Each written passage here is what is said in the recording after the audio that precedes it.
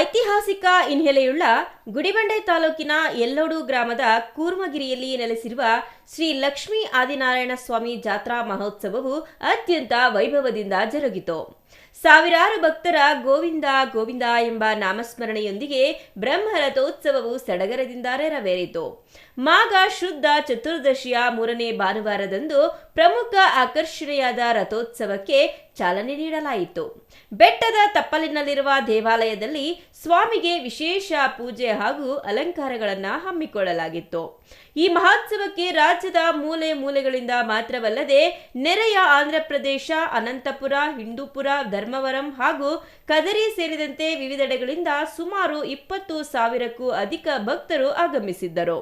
ರಥೋತ್ಸವದ ವೇಳೆ ಭಕ್ತರು ರಥದ ಮೇಲೆ ಬಾಳೆಹಣ್ಣು ಮತ್ತು ದವನವನ್ನ ಎಸೆಯುವ ಮೂಲಕ ತಮ್ಮ ಹರಕೆಯನ್ನ ತೀರಿಸಿಕೊಂಡ್ರು. ಆದಿನಾರಾಯಣ ಸ್ವಾಮಿ ರಥೋತ್ಸವ ಕಾರ್ಯಕ್ರಮ ಇದನ್ನ ಈ ಭಾಗದ ಎಲ್ಲ ಜನರು ಸುಮಾರು ಅನೇಕ ಬೇರೆ ರಾಜ್ಯಗಳಿಂದ ಜನ ಬರ್ತಾರೆ. ಈ ಆದಿನಾರಾಯಣ ಸ್ವಾಮಿ ಮಹಿಮೆ ಅಷ್ಟು.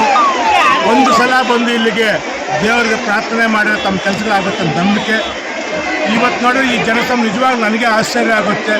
ಖಂಡಿತವಾಗ್ಲೂ ಆ ಭಗವಂತ ಈ ಕ್ಷೇತ್ರಕ್ಕೆ ಒಳ್ಳೆ ಮಳೆ ಬಂದು ಬೆಳೆಗಳಾಗಿ ರೈತರು ಎಲ್ಲರೂ ಸರ್ವ ಜನಾಂಗದವರು ಆರೋಗ್ಯದಿಂದ ಇರಬೇಕು ಅಂತ ಭಗವಂತನಲ್ಲಿ ನಾವು ಪ್ರಾರ್ಥನೆ ಮಾಡ್ತೀವಿ. ನಾವು ಅನ್ನದಾನ ಏರ್ಪಾಡು ಮಾಡಿದ್ದೀವಿ. ಬಂದವ್ರಿಗೆಲ್ಲ ಯಾವುದೇ ಒಂದು ಟೋಲ್ ಹಿಡ್ದಿರ ಫ್ರೀ ಮಾಡಿಸ್ಕೊಟ್ಟಿದ್ದೀನಿ, ಟೋಲ್ ಫ್ರೀ ಮಾಡಿಸಿದ್ದೀನಿ.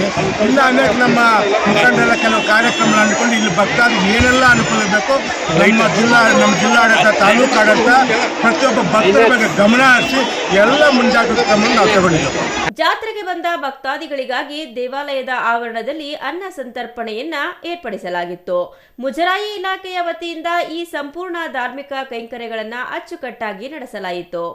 ಇದೇ ಸಂದರ್ಭದಲ್ಲಿ ಕೆಲ ಭಕ್ತರು ಮಾತನಾಡಿ, ಭಕ್ತರಿಗೆ ಅನುಕೂಲವಾಗುವಂತೆ ಪ್ರತಿನಿತ್ಯ ದಾಸೋಹ ವ್ಯವಸ್ಥೆ, ಕುಡಿಯುವ ನೀರು ಹಾಗೂ ಶೌಚಾಲಯದಂತಹ ಮೂಲಭೂತ ಸೌಲಭ್ಯಗಳನ್ನು ಸರ್ಕಾರ ಒದಗಿಸಿಕೊಡಬೇಕೆಂದು ಮನವಿ ಮಾಡಿದರು. ಜಾತ್ರೆಯಲ್ಲಿ ಯಾವುದೇ ಅಹಿತಕರ ಘಟನೆ ನಡೆಯದಂತೆ ಗುಡಿಬಂಡೆ ಪೊಲೀಸರು ಬಿಗಿ ಬಂದೋಬಸ್ತ್ ಏರ್ಪಡಿಸಿದ್ದು, ತಾತ್ಕಾಲಿಕ ಹೊರಟಾಣೆಯ ಮೂಲಕ ಕಳ್ಳತನ ಹಾಗೂ ಇನ್ನಿತರ ಅಕ್ರಮ ಚಟುವಟಿಕೆಗಳ ಮೇಲೆ ನಿಗಾ ವಹಿಸಿದ್ರು. ಇನ್ನು ಈ ದೈವಿಕ ಕಾರ್ಯಕ್ರಮಕ್ಕೆ ಶಾಸಕ ಎಸ್.ಎನ್. ಸುಬ್ಬಾರೆಡ್ಡಿ, ಸಂಸದ ಡಾಕ್ಟರ್ ಕೆ. ಸುಧಾಕರ್ ಅವರುಗಳು ಭೇಟಿ ನೀಡಿ ದೇವರ ದರ್ಶನ ಪಡೆದರು. ಶಾಸಕ ಸುಬ್ಬಾರೆಡ್ಡಿಯವರು ರಥವನ್ನ ಎಳೆಯುವ ಮೂಲಕ ರಥೋತ್ಸವಕ್ಕೆ ಚಾಲನೆ ನೀಡಿದರು. Satish Babu, CTV news, Gudibande.